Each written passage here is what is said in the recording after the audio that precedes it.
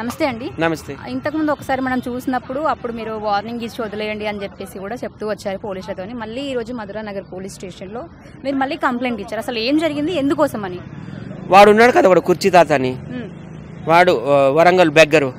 ఆ బెగ్గర్ మమ్మల్ని రోజు తిడుతున్నాడు పార్కుల్లో ఇక్కడెక్కడ కూర్చొని.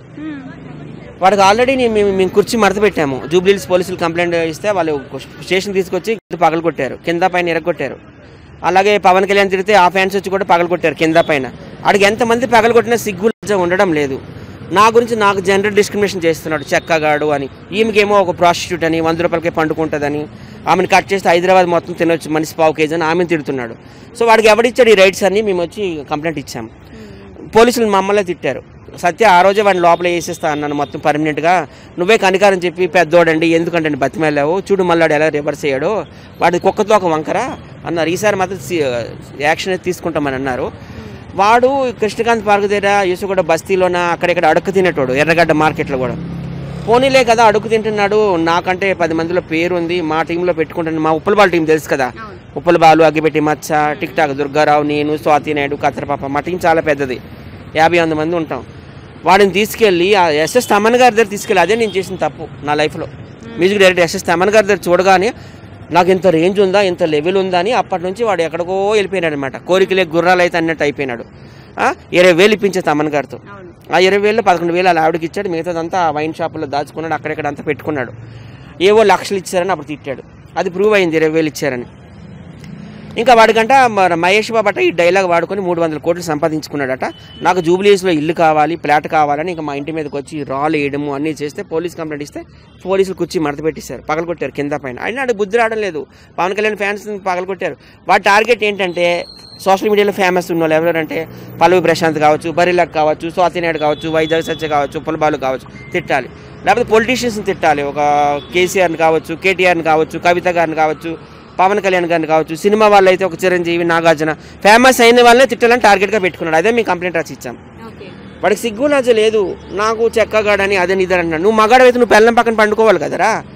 నేను పెద్ద మగాడిని అంటున్నాడు, నాకు 4 పిల్లలు అంటున్నాడు. మరి ఆడికి 4 పిల్లలు అంటే ఆడు ఎప్పుడు పార్కుల్లో పండుకుంటున్నాడు, బస్ స్టాండ్లో పండుకుంటున్నాడు. వాడికి ఎలా పుట్టారు పిల్లలు? సమాధానం చెప్పారు. నువ్వు మగాడు అయితే 8,000 పెట్టి నేను ఇల్లు తీసుకున్నాను అంటున్నాడు.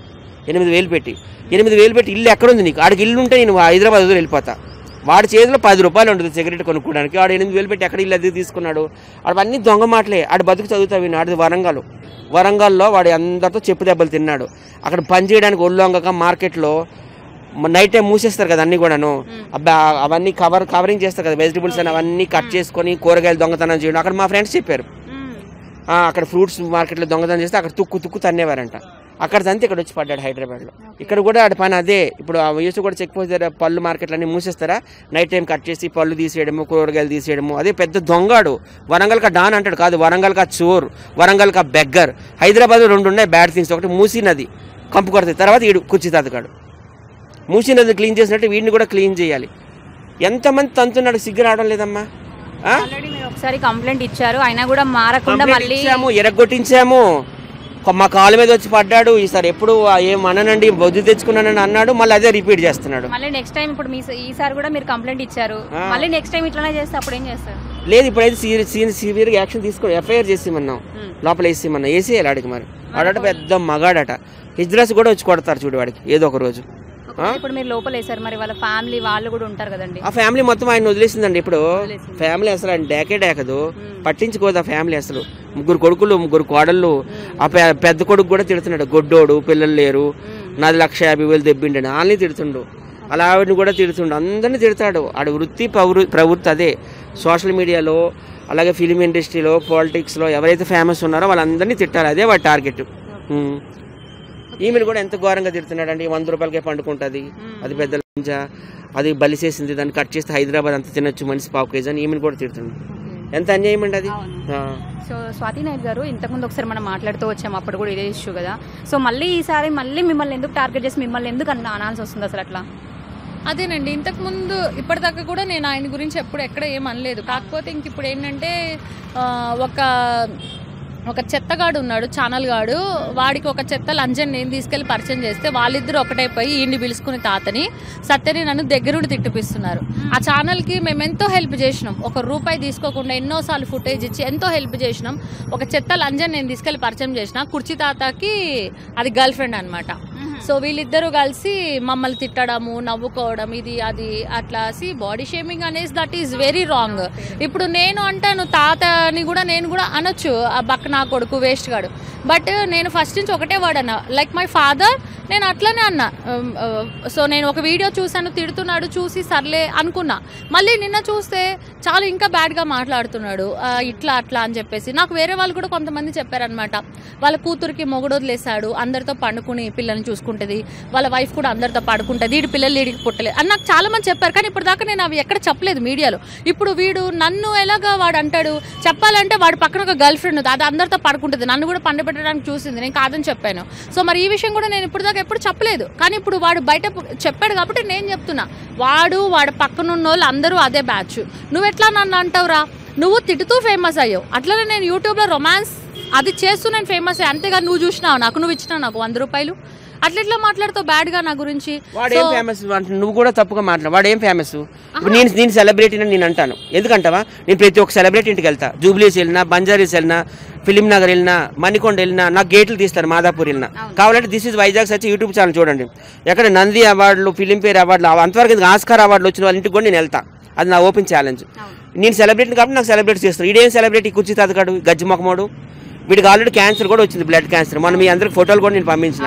గాంధీ హాస్పిటల్కి వెళ్తే నేనే తీసుకెళ్ళా, వీడికి బ్లడ్ క్యాన్సర్ అంటే సర్టిఫికేట్ కూడా ఇచ్చారు. వాడు దగ్గితే ఇంత బ్లడ్ పడుతుంది ఒక దగ్గర, గట్టిగా దగ్గనికే చేత కాదు, భయానికి నేనంటే భయం. నేను వరంగల్ దాదా అని డాన్ అంటాడు, వీడు వరంగల్ కా బెగ్గరీడు, వరంగల్ కా చోరీడు. ఒక్కళ్ళు రాలేదు ఆయనకి, వచ్చాడు వాడికి తోడుగా, అందరినీ బతిమలాడు. ఎంత భయపడ్డాడు ఆ రోజు, అందరినీ బతిమలాడు, ఒక్కళ్ళు కూడా రాలేదు తోడు. అది ఆయనకున్న. ఇప్పుడు నేను ఫోన్ చేస్తే 50 మంది అయినా వస్తారు మా టీం వాళ్ళు. మేము ఎవరికి చెప్పలే, మా ఇద్దరం వచ్చినాం, ఎందుకంటే పోలీస్ స్టేషన్లో డిస్టర్బెన్స్ ఉండకూడదని. మా వాళ్ళందరూ వచ్చారంటే మాత్రం ఆల్రెడీ మేము విజయవాడలో కూడా ఇంటర్వ్యూ ఇచ్చాం, మీరు చూసే ఉంటారు. అలాగే చాలా ఛానల్స్ కూడా ఇచ్చాం మేము. ఇంకా అట్లనే ఫోన్లే అని మీకు కామ్ అయిపోతే ఇలా రెచ్చగొడుతున్నాడు ఆడు, ఆ బెగ్గరగాడు, ముష్టినా కొడుకు. ఆడు జోబులో ₹10 ఉండదు, వాడంట 8,000 ఇల్లులో ఉంటున్నాడట. వాడు 8,000 ఇల్లు ఏ ఇల్లు ఉన్నాడు చూపి, మరి నేను హైదరాబాద్లో వెళ్ళిపోతాను. వాడికి 8,000 పట్టిన కట్టుకునేది కెపాసిటీ ఉందా? అందరూ గెంటేశారు, ఆడికి పిల్లలు అందరూ కూడా గెంటేశారు. ఇంకా రెచ్చగొట్టే మాట్లాడుతున్నాడు. పోలీసులకు అదే మేము రిక్వెస్ట్ చేశాము, మొన్న ఏదో మేము తప్పు చేసామండి, ఈసారి మాత్రం వేయండి అంటున్నాను. పోలీసులు కూడా తప్పకుండా వేస్తామని అంటున్నారు. ఎవరు పోలీసులు బాగా లోపల వేసేయాలండి, చర్లపల్లి జైల్లో కానీ లేకపోతే చంచలగూడ జైల్లో కానీ వేసి, అట్లాంటి వాళ్ళు బయట తిరగనివ్వకూడదు. హైదరాబాద్కి 2 ఉన్నాయి కంపు విషయాలు, ఒకటి ఏంటంటే మూసీ నది, ఒకటి ఈడు. అసలు నేను అదే అడుగుతున్నాను, కేసీఆర్ ఫ్యాన్స్ కూడా అదే నేను క్వశ్చన్ చేస్తున్నాను, ఎందుకు ఆడిని వదిలేస్తారు మీరు, ఎందుకు లోపల వేయించడం లేదు? అలాగే రేవంత్ రెడ్డి ఫ్యాన్స్ కూడా అడుగుతున్నాను నేను, వీడిని ఎందుకు మీరు క్షమిస్తున్నారు? పవన్ కళ్యాణ్ ఫ్యాన్స్ ఆల్రెడీ పగలగొట్టారు, మళ్ళీ వచ్చి పగలగొట్టాలని కోరుకుంటున్నాను. అలాగే చెక్కగాలు అన్నారు కదా, ట్రాన్స్జెండర్స్ కూడా వచ్చి పగలగొట్టాలి, వాడికి వదలకూడదు వాడిని. వాడు అడక్క తినేట నా కొడుకు, రాత్రి 12 వెళ్ళి చూడండి, అక్కడ కృష్ణకాంత్ పార్కులో అక్కడ పండుకుంటాడు. వాడికి ఒక ఇల్లు లేదు, వాకలు లేదు, పిల్లం లేరు, పిల్లలు లేరు, ఎవ్వరు లేరు ఆడికి. వాడు ఎందుకు అలా రెచ్చిపోతున్నాడో అర్థం కావడం లేదు. అసలు అమెరికా అయితే అలాంటి షూట్ చేసి పాలేస్తారు, ఇక్కడ ఎందుకు యాక్షన్ తీసుకోవడం లేదు అలాంటి వెధవ మీద? మన ఒక్కళ్ళంటే ఒప్పుకుంటామమ్మా, కేసీఆర్ గారిని తిట్టాడు, కేటీఆర్ గారిని, కవితని, అలాగే చంద్రబాబు నాయుడిని, లోకేష్ని, పవన్ కళ్యాణ్ని, చిరంజీవిని, నాగార్జున్ని, మా సోషల్ మీడియాలోకి వస్తే పల్లవి ప్రశాంత్ని, బరిలక్కని, స్వాతినాయుడిని, నన్ను, ఉప్పలబాల్ని, ఎంతమందిని తిట్టాడు. అసలు ఎందుకు ఊరుకుంటున్నారు? అసలు రేవంత్ రెడ్డి అంటే దించేస్తారంట.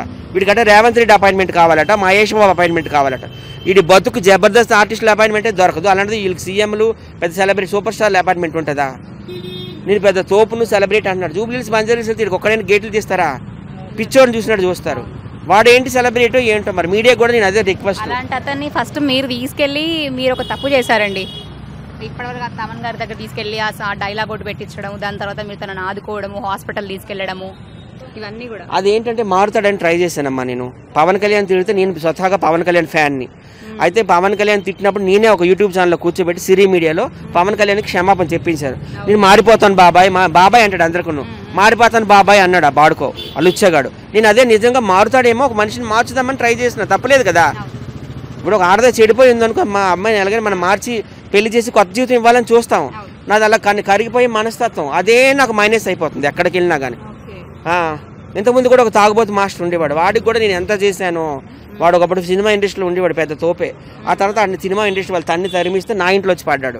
సచ్చి ఒక 10 మంది ఆర్టిస్టులు సెట్ చేయు, మనం ఈ షోలు చేద్దాం, ఆ రియాలిటీ షోలు చేద్దాం అని చెప్పు. నేను ఒక ఛానల్ పెట్టాను, మీ ఆర్టిస్టులు మీకు ఎంతో 100 మంది ఉంటారు కదా, వాళ్ళందరితో ఫ్రీ ఇంటర్వ్యూలు ఇప్పించి అది ఇదంటే లక్షల్లో వాడికి సబ్స్క్రైబ్ పెరిగిపోయి డబ్బులు సంపాదించుకున్నాడు, అన్నీ అయిపోయినాడు. వాడు కూడా లాస్ట్ అట్లానే నన్ను తిడుతూ వీడియోలు చేశాడు. వాడు ఎక్కడికో గోతులోకి వెళ్ళిపోయినాడు. వీడియో వెళ్ళిపోతాడు ఏదో ఒక రోజు. స్వాతి నాయుడు గారు మీ పైన చేతులు వేసాడు, ఇట్లా కొంచెం వల్గర్గా మాట్లాడారు, అసలు ఏమన్నాడు అసలు మిమ్మల్ని? ఫస్ట్ ఆఫ్ ఆల్ అండి, నేను ఎవరి జోలికి వెళ్ళను, నా పని నేను చేసుకుంటా. నా జోలికి ఎవరైనా వస్తే మాత్రం నేను ఊరుకోను. సో తాత అంటే నా జోలికి వచ్చి నన్ను ఇట్లా అంటున్నాడు, నేను చూసి ఊరుకున్నా. ఈరోజు నేను కూడా వచ్చి కంప్లైంట్ ఇచ్చాను. ఒకరోజు సత్య వాళ్ళ రూమ్లో ఉంటే నేను స్లీవ్లెస్ వేసుకుని కూర్చుంటే ఇట్లా అంటున్నాడు అనగానే తాత 1 నిమిషం అనేసి నేను లేచి నేను పక్కకు వచ్చేసాను అనమాట. నేను ఎవరికి చెప్పలేదు ఆ విషయం. ఇంకా నా గురించి చాలా బ్యాడ్గా మాట్లాడుతున్నారు. చెప్పాలంటే తన చుట్టుపక్కల ఉన్న వాళ్ళు చాలా చాలా బ్యాడ్, అది నాకు బాగా తెలుసు.